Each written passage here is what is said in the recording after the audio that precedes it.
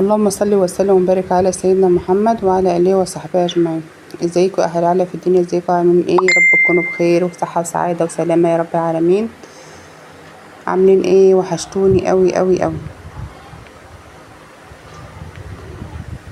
طبعا اكلات الصيف دي بتبقى خفيفه، عايزه الحاجه اللي ايه، حواوشي، بيتزا، شاورما، كريب، الحاجات اللي هي ايه خفيفه دي، مش عايزه طبيخ ولا عايزه وقفه في المطبخ كتير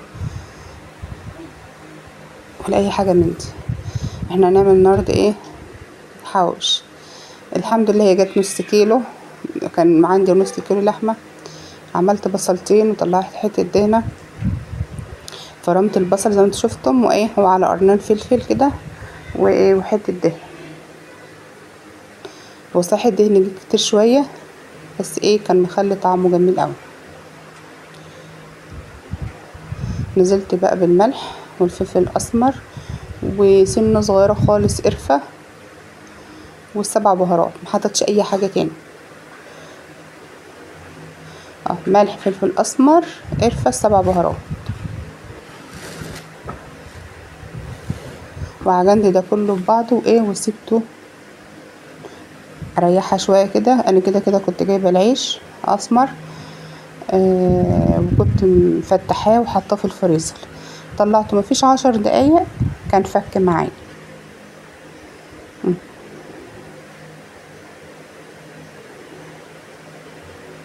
قلبت كله ببعضه.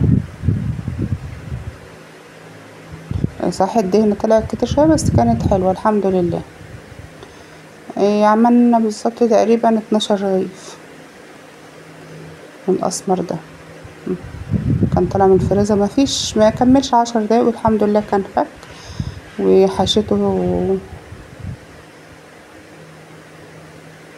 حشيته باللحمه. الرغيف الاسمر اللي هو الاحمر قوي كده ايه، كنت بركنه على جنب، كنت بجيب الرغيف الابيض شويه، وما شاء الله كان كويس يعني. اللهم صل وسلم وبارك على سيدنا محمد وعلى اله وصحبه اجمعين. صلوا عليه افضل الصلاه والسلام.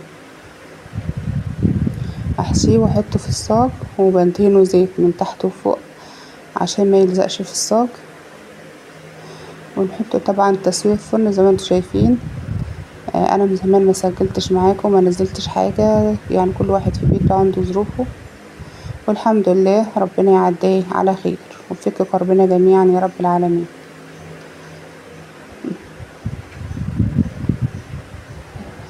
اشتركوا في القناه وفعلوا زر الجرس وحطوا اللايك وشيروا الفيديو، يا رب يكون خفيف وظريف على قلبكم، اللهم امين يا رب العالمين.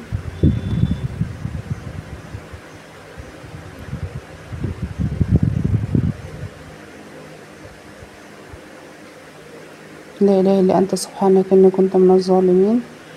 اللهم لا حول ولا قوه الا بالله العلي العظيم. الحمد لله رب العالمين على كل حال، الحمد لله.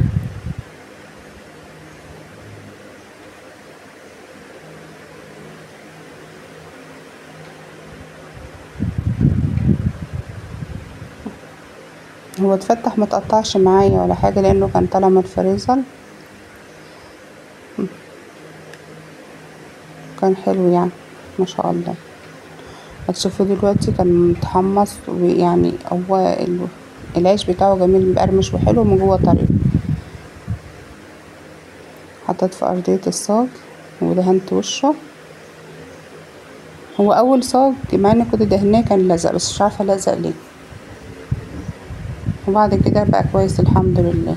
ممكن عشان كانت الانبوبه وتشطب، مش عارفه، كانت الانبوبه شطبت عليه برضو.